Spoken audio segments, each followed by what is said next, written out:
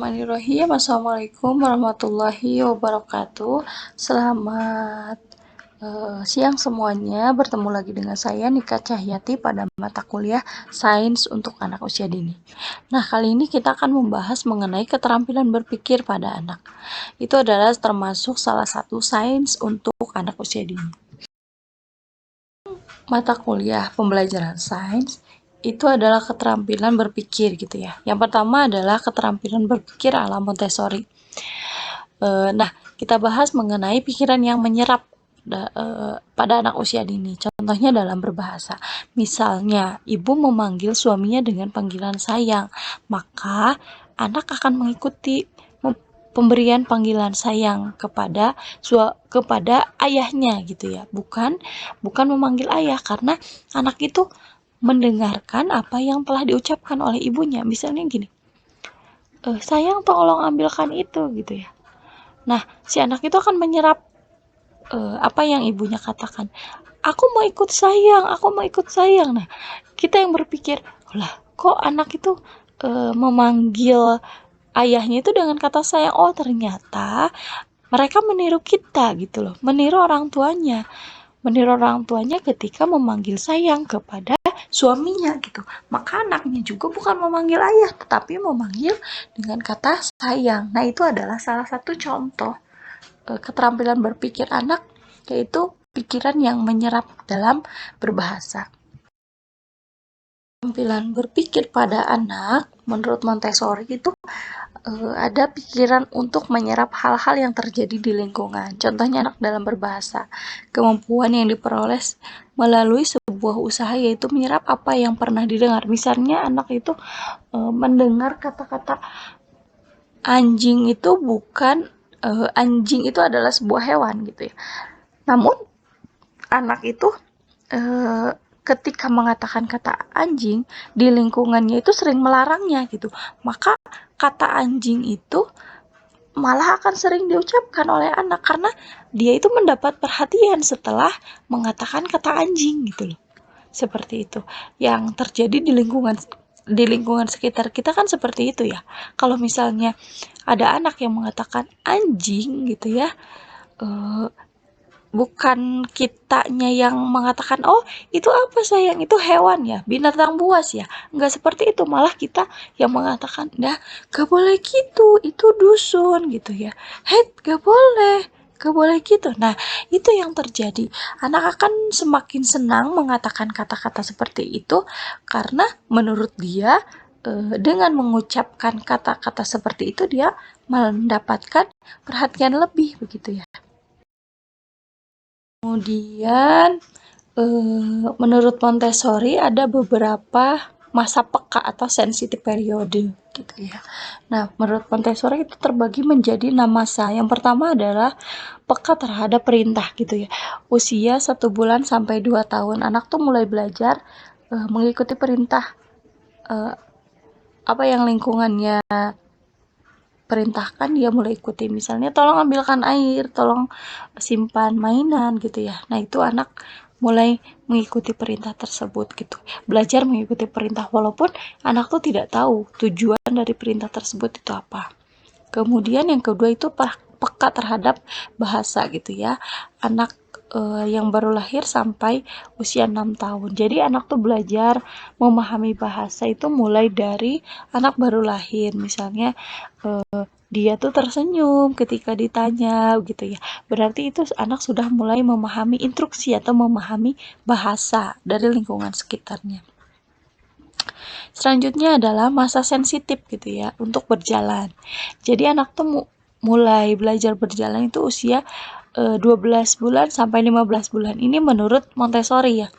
Kalau menurut teori yang lain ada yang mengatakan juga bahwa anak belajar berjalan itu di usia 10 bulan gitu. Tapi menurut Montessori itu masa pekanya atau sensitif periode anak berjalan itu adalah usia 12 bulan gitu ya.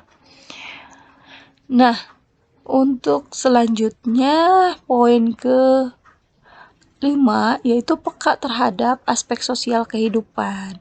Ini maksudnya anak tuh mulai belajar beradaptasi, anak mulai belajar mengenai lingkungan sekitar gitu. anak mulai belajar mengenai aspek kehidupan sosial atau mulai belajar mengenai lingkungan yang ada di sekitarnya itu mulai dari usia 2 tahun sampai usia 3,5 tahun. Anak mulai belajar mengenal temannya, anak mulai belajar suka bermain dengan temannya, itu adalah mulai dari usia 2 tahun. Selanjutnya itu adalah peka terhadap benda-benda kecil gitu ya. Benda-benda kecil seperti anak tuh suka memungut benda-benda kecil yang ada di lingkungan sekitarnya gitu. Memungut batu kecil gitu ya, memungut koin gitu ya, atau memungut pokoknya benda-benda kecil yang ada di sekitarnya. Anak tuh suka gitu ya. Nah, ini berada pada usia 2 tahun gitu ya. Ternyata pada usia 2 tahun ini terjadi banyak hal gitu. Masa pekanya ini atau sensitif periode ini. Kemudian selanjutnya yang terakhir adalah yang masa peka anak belajar untuk merasakan. Pada masa ini anak akan mengembangkan kemampuan indrawinya. Jadi anak tuh mulai merasakan atau mulai merasakan indera di dalam tubuhnya, indera penciumannya, indera pendengarannya, indera penglihatannya gitu ya. Nah, kemudian anak tuh mulai mengembangkan kemampuan inderanya dari usia baru lahir sampai 6 tahun gitu ya. Ada children want to learn gitu ya. Anak tuh mulai ingin belajar, mulai ingin melakukan hal-hal baru ya. Yang pertama, anak itu selalu ingin mencoba hal-hal baru. Misalnya apa yang dia lihat itu ingin selalu dia coba. Misalnya dia tuh dia melihat dalam tayangan televisi anak tuh sedang membuat milkshake atau membuat jus gitu ya. Kemudian dia ingin melakukan hal yang sama gitu. Aku mau bikin milkshake gitu, aku ingin membuat jus gitu, seperti itu. Nah, itu adalah hal-hal yang ingin dicoba, hal-hal baru yang ingin anak coba gitu ya. Nah, anak tuh mulai ingin tahu segalanya di usia 2 tahun ke atas gitu ya. Kemudian orang tua memberikan stimulus atau rangsangan agar anak tuh belajar.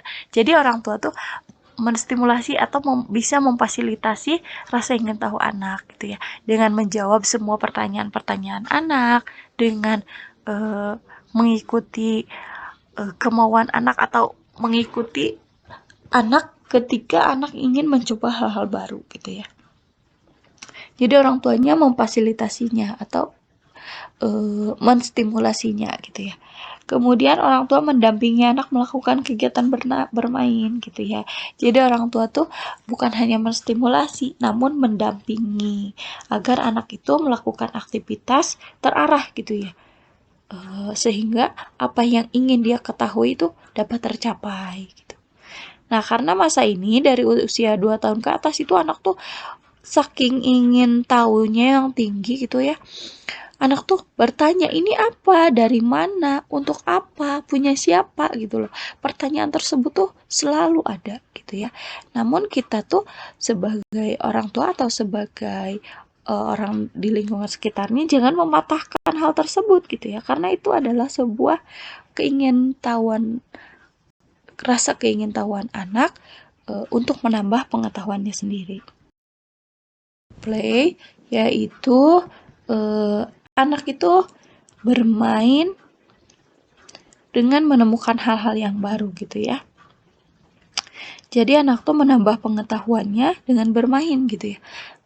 Dengan bermain anak akan menemukan hal-hal yang baru yang ingin ia ketahui. Misalnya dengan bermain pasir gitu ya. Dengan mencetaknya, di situ dia akan menemukan hal-hal yang baru yang ingin anak ketahui. Dan kebebasan. Agar anak tujuannya itu apa gitu ya, agar anak mampu melakukan segala sesuatu itu secara mandiri, kemudian memiliki ruang gerak untuk bereksplorasi dan memberikan kesempatan pada anak untuk memilih. Nah, setiap anak itu ingin melakukan sesuatu itu secara bebas, tanpa aturan, tanpa kekangan gitu ya.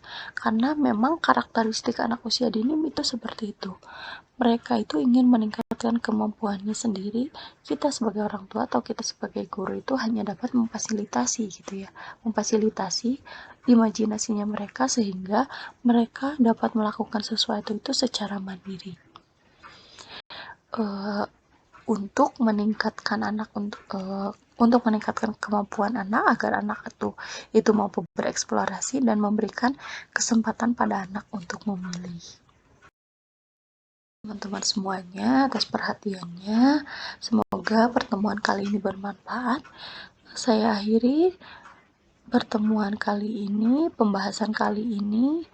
Semoga apa yang kita dapatkan bermanfaat. Wassalamualaikum warahmatullahi wabarakatuh.